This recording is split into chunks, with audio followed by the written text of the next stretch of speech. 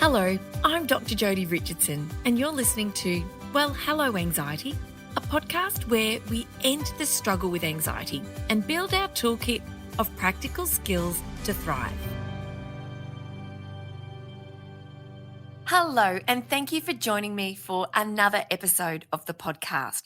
Today I'm talking about finding the right fit psychologist, and I often liken it to trying on a pair of jeans and finding the right fit.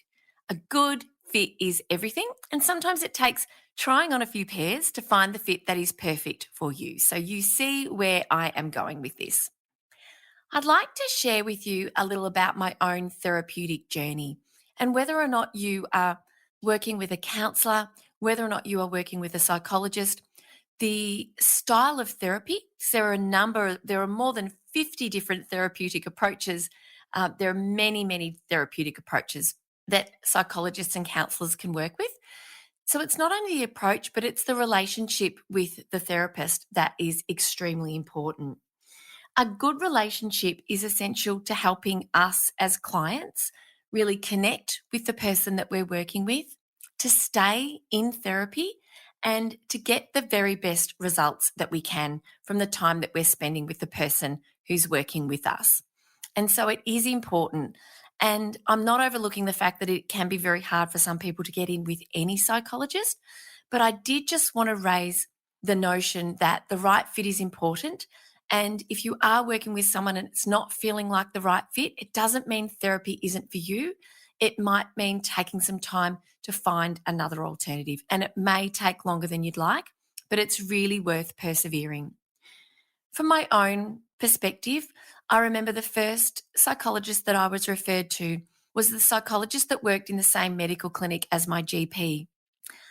It was my first experience of working with a professional in this regard, aside from one appointment I'd had as a child when I was struggling with intrusive thoughts, and that was an absolute disaster. However, as an adult, me seeking help for myself, taking myself along to an appointment, I distinctly remember the room, the setting, feeling really vulnerable. It's difficult to share what's been happening in your life and what you've been experiencing with a new person, but we do so because we're really seeking help, and we know that by doing so and really engaging with somebody who's professionally trained to support us, that they can help us on our journey to healing. In a series of appointments I had with this particular person, one of the things that I was asked to do very early in the therapy was to role play myself at different ages. And I found that to be extremely confronting. It, in my mind, looking back, it was a little soon for something like that. And it was not an experience that was enjoyable for me. In fact, I really actually just wanted to run out of the room. But I stayed and I persevered with those particular sessions for on a handful of occasions, and then decided really and truly that just wasn't the right approach for me. It felt like it was creating more anxiety than it was helping. I remember talking with some colleagues, some close colleagues and friends in my workplace, and somebody recommending to me somebody that they'd found to be really helpful that they'd worked with. And so I made an appointment to go and see another person, another therapist, and found myself in her clinic having a conversation where she was analysing a dream that I'd had. And in that moment, when she started going down this pathway, because I was unaware of the style of therapy that I was entering into, I was really green. I was really depressed. I wanted help.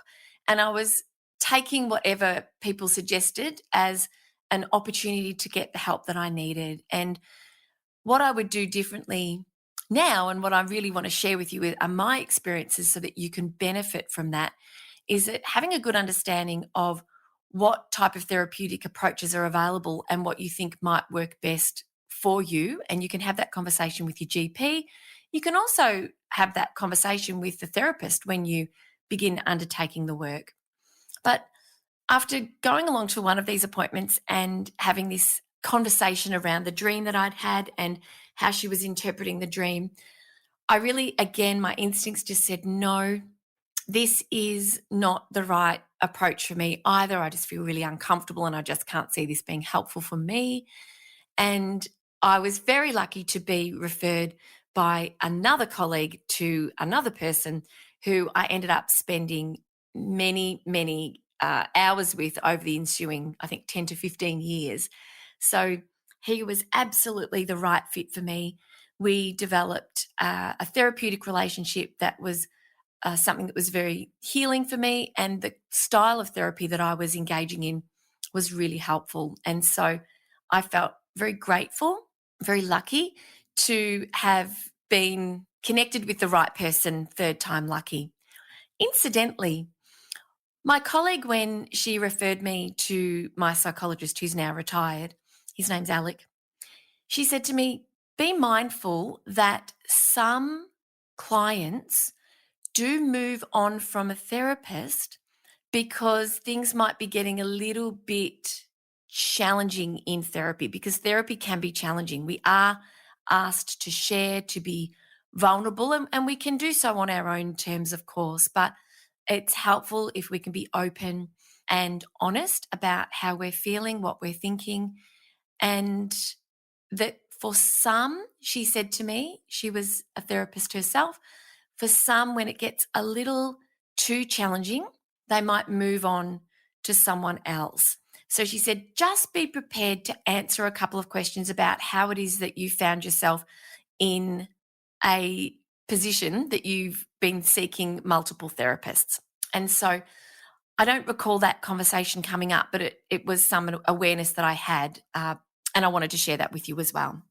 So it's important to find the right fit psychologist because the therapeutic relationship is essential to the outcome of the therapy.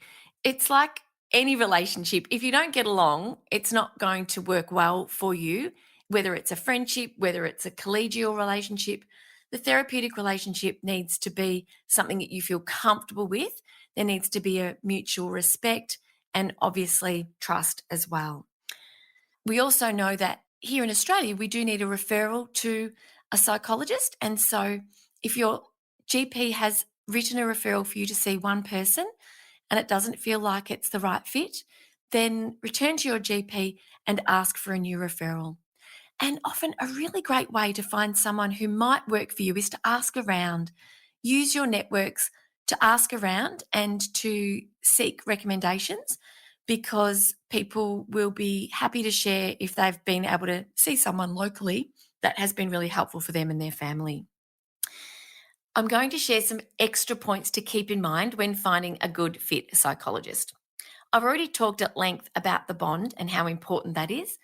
And I wanted to just affirm too that that's equally important if you're taking a child to see a psychologist, that relationship between the child and the psychologist is one of trust and respect and comfortability, is equally important whether it's a child attending the appointments or whether or not they're appointments for you.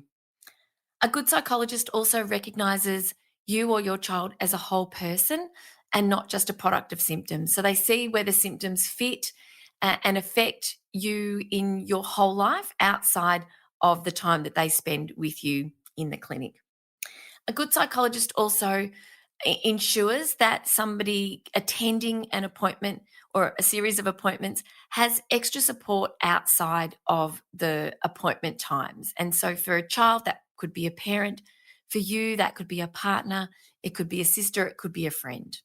Also, what we know is when it comes to a good psychologist, they know that it is the social supports around the person that contribute in a very large part to the healing of the person who is seeking the help. So it is important that they understand where you are in your social circles and who beyond those immediately close to you are going to really help you as you move forward.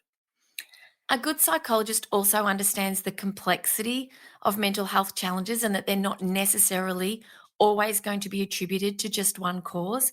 And equally, they'll take into account any cultural needs and really, again, just demonstrating that willingness to work with you or your child as a whole person.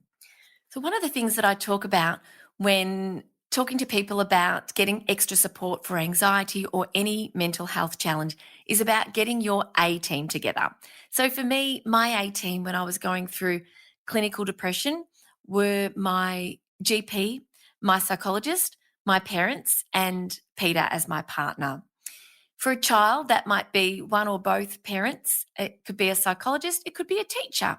It's about getting the people around you or somebody that you love that will really be able to help support them or yourself through this healing journey.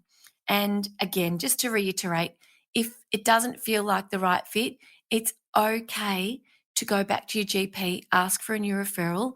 It might be a long road, but it is important that that relationship is a trusted and strong relationship and that you feel as though it's a good connection in order for the therapy to be helpful. So as I said earlier, the relationship maintains the connection, which means it maintains the therapy, which means it maintains the help, and it enables the person to get the most out of therapy. What I did with my psychologist was I attended weekly appointments for a long period of time. And then as I was healing and I was coping better and I had better tools in my toolkit, then I'd spread it out to fortnightly. Eventually I spread it out to monthly. But there were times in my life, like when I had each of the children, that I needed to go back and revisit more regular appointments. And that's okay. It's a fluid relationship. And if you've found the right person and you can dip in and dip out as you need, once you are really on the path to healing. But at the start, it's really helpful if you can commit to regular appointments as often as they are available for you, because again, I know for some people that is a bit of a challenge. So thank you for tuning in. Thank you so much for joining me today. I really hope that this particular episode helps you to make good decisions about where you're at or where a loved one's at with their therapy. And don't hesitate to seek help. There's so much that can be gained from talking with a professional when you are struggling with life circumstances or your mental health. I highly recommend it. It's been absolutely life-changing for me. So I shall sign off and I will very much look forward to seeing you. Well, I won't see you, will I? We won't see each other, but I'll be back with you again next week. Okay, take care. Bye. Thank you so much for joining me for this week's episode. If you enjoyed it, please subscribe and leave a review. To keep the conversation going, I'd love you to join me over on Instagram. You'll find me at Dr Jodi Richardson. Also, if you'd like a copy of my free 5-day mini email course, Calm Your Anxious Brain, then jump over to my website, drjodirichardson.com, and you can sign up down the bottom. I've really enjoyed having your company. Thanks so much. See you next time.